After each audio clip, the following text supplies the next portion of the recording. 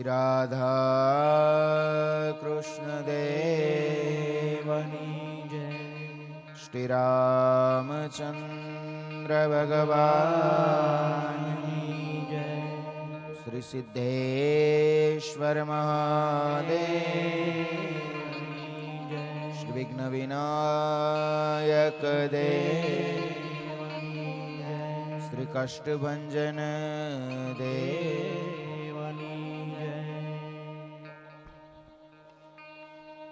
हे धन्य धन्य एकादशी आजनी रे। धन्य धन्य एकादशी आजनी रे। धन्य धन्य एकादशी आजनी रे। धन्य धन्य एकादशी आजनी रूढ़ी निरखी छवि ब्रज राजनी रे। रूढ़ी निरखी छवि ब्रज राजनी रे। रूढ़ी निरखी छवि ब्रज राजनी रे। रूढ़ी निरखी छवि ब्रज राजनी रे। धन्य धन्य एकादशी आजनी रे। धन्य धन्य एकादशी आजनी रे। फूलडाना छुगाते शिर पर धरा रे। फूलडाना छुगाते शिर पर धरा रे। फूलडाना छुगाते शिर पर धरा रे। फूलडाना छुगाते शिर पर धरा रे। ते જોઈને મારા નેણા ઠર્યા રે। તે જોઈને મારા નેણા ઠર્યા રે। તે જોઈને મારા નેણા ઠર્યા રે। તે જોઈને મારા નેણા ઠર્યા રે। હે ધન્ય ધન્ય એકાદશી આજની નંદલાલ મારે ઓ મારી લગની લાગી છે નંદલાલ મારે। મારી લગની લાગી છે નંદલાલ મારે। ધન્ય ધન્ય એકાદશી આજની રે। ધન્ય ધન્ય એકાદશી આજની રે। હે વાંકી પ્રકૃતિ મમન મારો ભમે રે। હે વાકી પ્રકૃતિ મન મારું ભમે રે। હે વાંકી પ્રકૃતિ મમન મારો ભમે રે। વાકી પ્રકૃતિ મન મારું ભમે રે। હવે બીજું દીઠું તે મને નવ ગમે રે। હવે બીજું મીઠું તે મને નવ ગમે રે। હવે બીજું દીઠું તે મને નવ ગમે રે। હવે બીજું મીઠું તે મને નવ ગમે રે। ધન્ય ધન્ય એકાદશી આજની રે। ધન્ય ધન્ય એકાદશી આજની રે। હો ધન્ય ધન્ય એકાદશી આજની રે। ધન્ય ધન્ય એકાદશી આજની રે।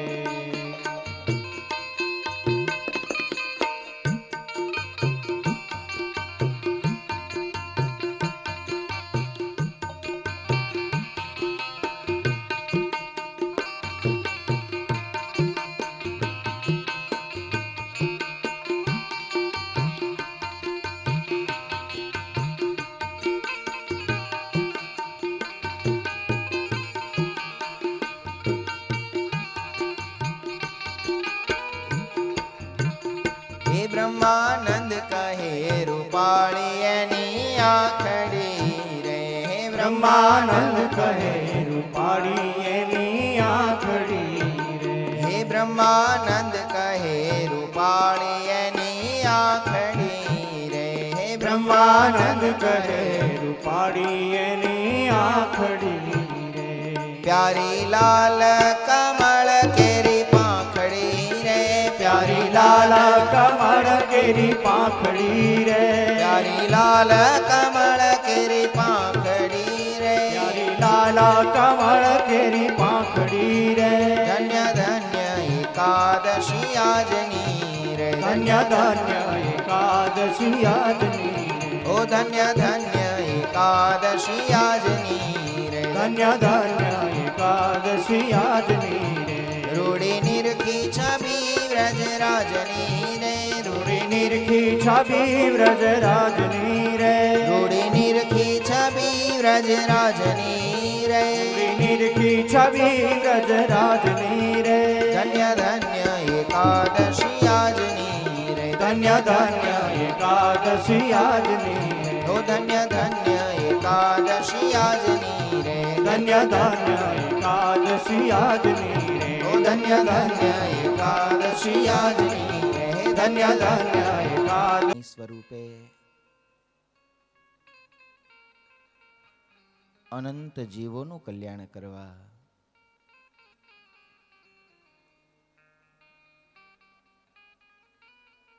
વનમાં આજે વિચરણ કરી રહ્યા છે.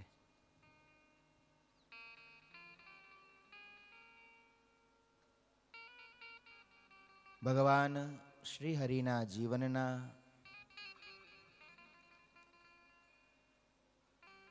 ત્રણ તબક્કાઓ છે.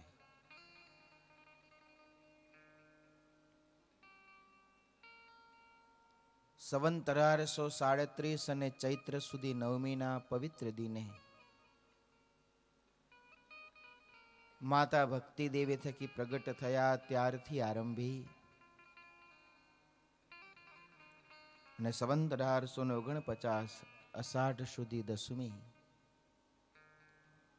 આ 11 વર્ષનો સમયગાળો એ પરમાત્માના બાળ ચરિત્રોની ગાથા છે. ત્યારથી આરંભી 1856 શ્રાવણવદી છઠના દિવસે ભગવાન લોજપુર પધાર્યા. એ 7 વર્ષનો ગાળો એ પ્રભુના વન વિચરણની કથાઓ છે. અને ત્યારબાદ ત્રીજો તબક્કો એટલે આ સત્સંગ વિચરણનો.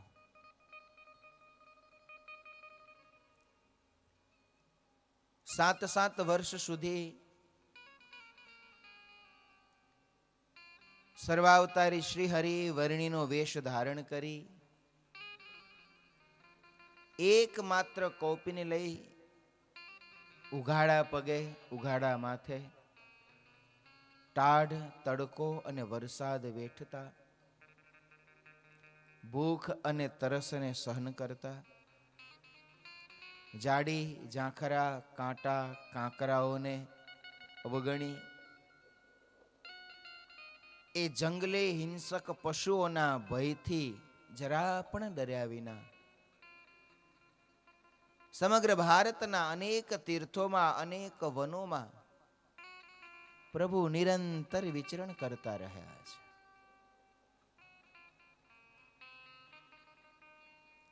આ 7 વર્ષના વિચરણ દરમિયાન પ્રભુએ અનેક કષ્ટો સહન કર્યા છે. કારણ કે વનમાં જ રહ્યા છે એટલે ટાઢ તડકો વરસાદ સહન કર્યા છે. જંગલમાં જ રહ્યા છે એટલે ભૂખ અને તરસ સહન કરી છે. વળી શરીર ઉપર પણ તપ કરવું છે એટલે એકમાત્ર કોપીન સિવાય કોઈ વસ્ત્ર પહેર્યું નથી કે ઓઢ્યું નથી. અને વળી એક સ્થાનમાં રહ્યા નથી, નિરંતર વિચરણ કરતા રહ્યા છે.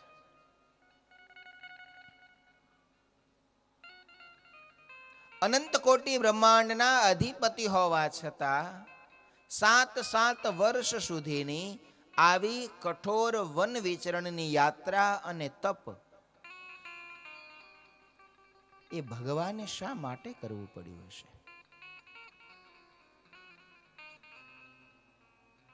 આપણે તો જપ ત્રપ વ્રત સાધના સત્સંગ ભજન ભક્તિ જે કરીએ છીએ એની પાછળ આપણો કંઈક આ લોકનો કે પરલોકનો હેતુ હોય છે.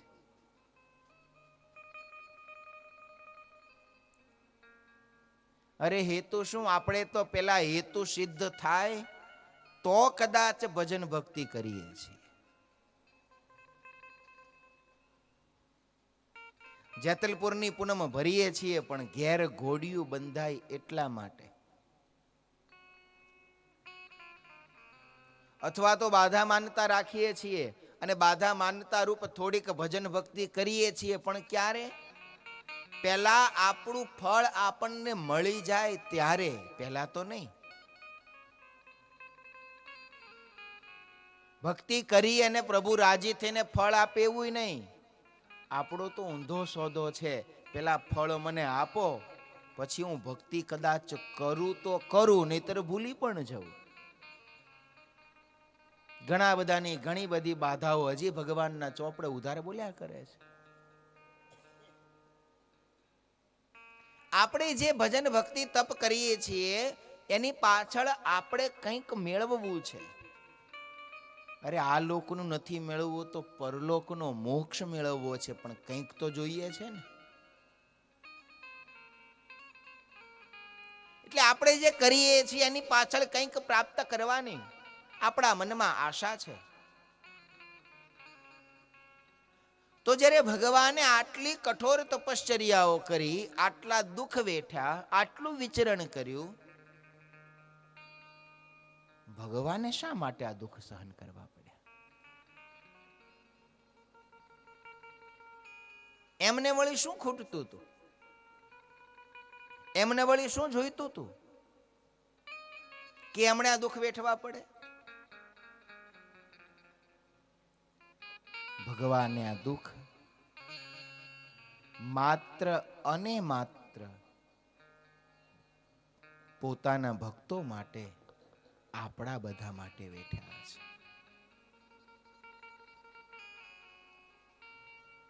એ જંગલમાં તપશ્ચર્યા કરતા એક એક યોગી માટે વેઠ્યા છે.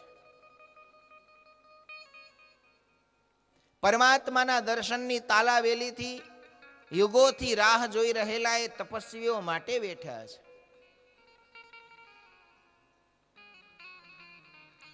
ભગવાન સ્વામિનારાયણ તો કરુણાનો સાગર છે, દયાનો નિધિ છે, પરમ ભક્ત વત્સલ છે,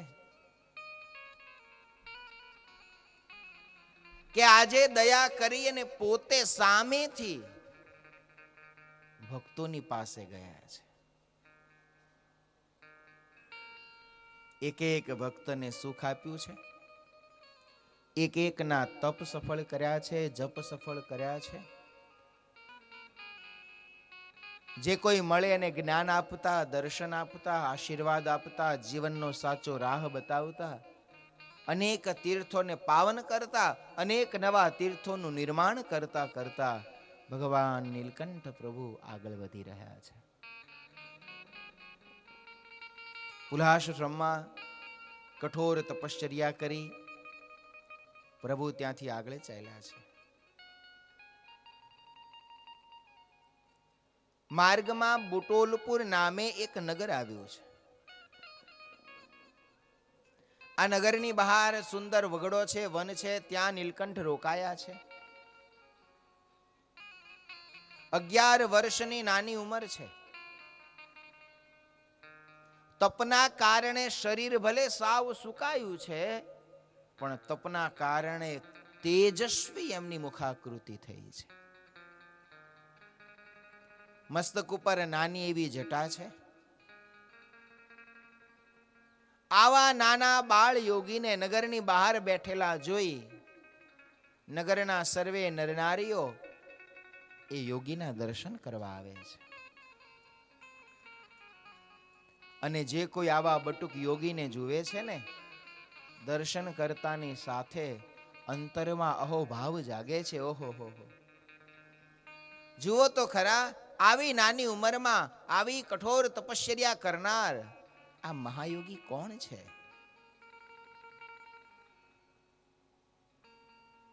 એમના તપથી, એમના તેજથી પ્રભાવિત થયેલા અનેક નગરજનો નગરમાં આવીને વાતો કરવા માંડ્યા છે કે નગરની બહાર એક બાળ યોગી આવ્યા છે અને પરમાત્માના એ તપસ્વી દેહમાં અભિભૂત થયેલા એ નગરના સર્વે નરનારીઓ એમના દર્શન કરવા માટે નિત્ય પ્રત્યે જવા લાગ્યા છે.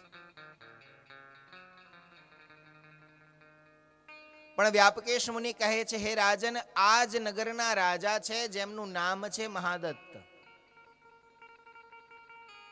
આ રાજાને 2 કુંવરીઓ છે પણ કોઈ રાજકુમાર નથી. આથી રાજાને પોતાના ગાદીના વારસની ચિંતા છે. વળી આ જ રાજા મહાદત્તની સાથે એમના બહેન જેમનું નામ છે મયા રાણી, એ પણ એમની સાથે બુટોલપુરમાં રહે છે. મયા રાણીને પણ આ સમાચાર મળ્યા. મયા રાણીને થયું, લાવો, આખું નગર જેના વખાણ કરે છે એવા યોગી આપણા નગરમાં આવ્યા છે તો દર્શન કરવા જવું જોઈએ. અને એટલે જ મયા રાણી પણ આજ નીલકંઠ પ્રભુના દર્શન કરવા આવે છે.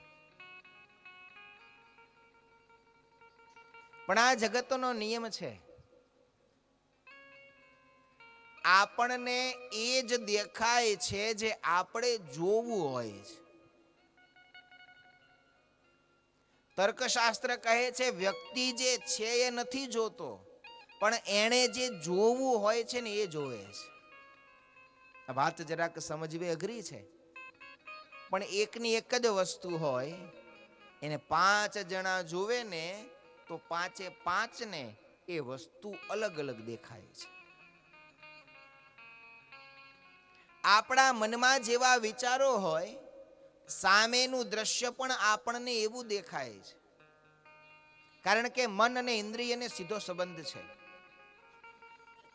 જેમ આકાશમાં વાદળ હોય, એ વાદળનો કોઈ આકાર નથી હોતો, ખાલી એક ગોટો છે વરાળનો, પણ તો એમાં બધાને જુદો જુદો આકાર દેખાય છે. કોકને હાથી જેવું લાગે છે, તો કોઈકને એનું એ વાદળ ભેંસ જેવું લાગે છે, તો કોઈને એનું એ વાદળ ઊંટ જેવું લાગે છે. અરે વાદળ જવા દો ને, ટ્રેનમાં બેઠા હોય એટલે ટ્રેન ચાલે એટલે એનો અવાજ શું આવે? તો કે નાના છોકરા હોય તો કે ભક્ષુક ભક્ષુક આવે.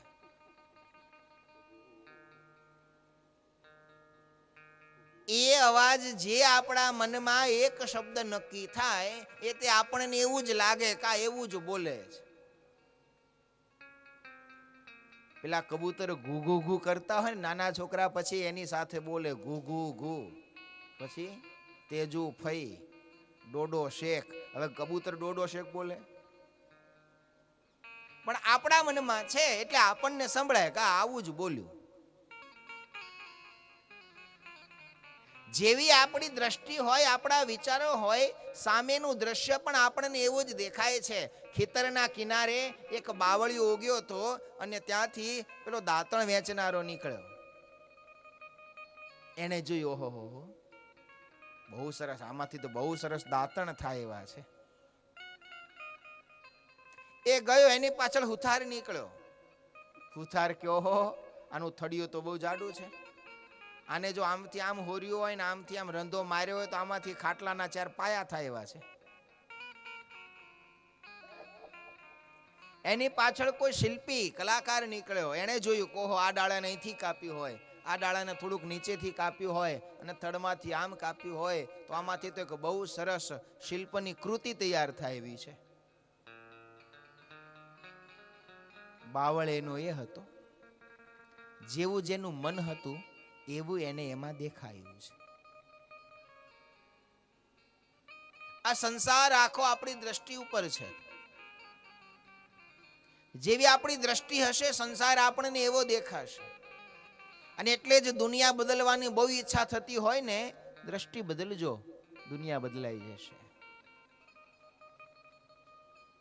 આજ મયા રાણી એ નીલકંઠ વર્ણિના દર્શને આવ્યા. નગરજનો આ તપસ્વી બાળ યોગીને જોઈને વિચાર કરતા કહો, આ કેવો નાનો બાળક, આવી નાની ઉંમરમાં કેટલું કઠોર તપ, કેવી સાધના અને કેવું તેજ એણે પ્રાપ્ત કર્યું છે, એમ વિચારી અને એમના ચરણમાં પડતા.